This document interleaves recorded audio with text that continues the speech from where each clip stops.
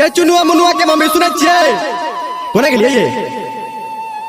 चुनुआ मुनुआ के मम्मी ये हमार सोन परी कोने के लिए ये हाँ बाबू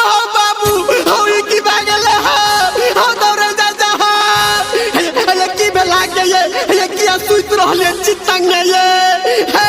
हाँ काका दौरा अरे की भेलो रे छोरा रे की भेलो रे हाँ काका देखना ओरे हमार कन्या ठीक चले और खाना ठीक चले आई तक चितंग छया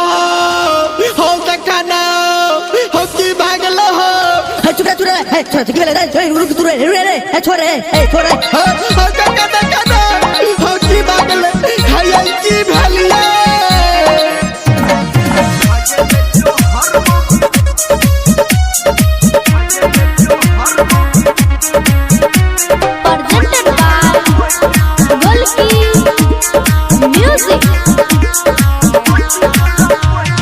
मन कर मर जतो मुरी हम पटक के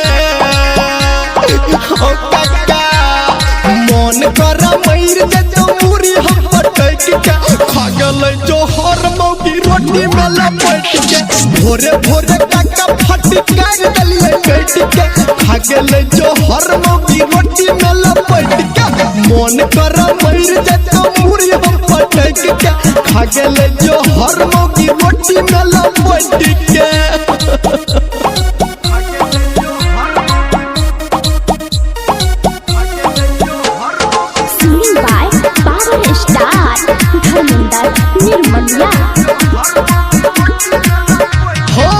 भगल जुलूम हम के लिए कसूर हो कनिया हमर काका चल गेल दूर हो भगल जुलूम हम के लिए कसूर हो कनिया हमर काका चल गेल दूर हो रतिया के सुत तक हमरा से सट के बाधना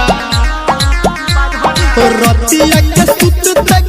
हमारा सट के खा गेल जो हर मोगी रोटी में लपेट के मन कर मर जतो माथा हम पटक के खा गेल जो हर मोगी रोटी में लपेट के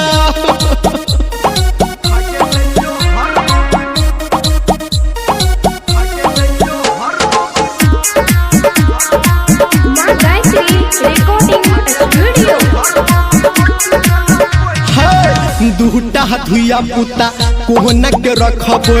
अपना ससुर के हम की हम कहब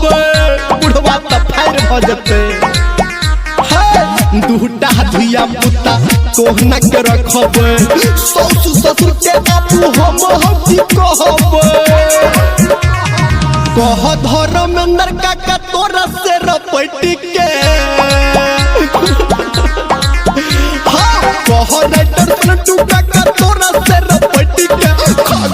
जो हर मौकी रोटी में लपेट के भोरे भोरे हम फटकार दलिए बैठ के खा गेल जो हर मौकी रोटी में लपेट के ये उठू न ये किया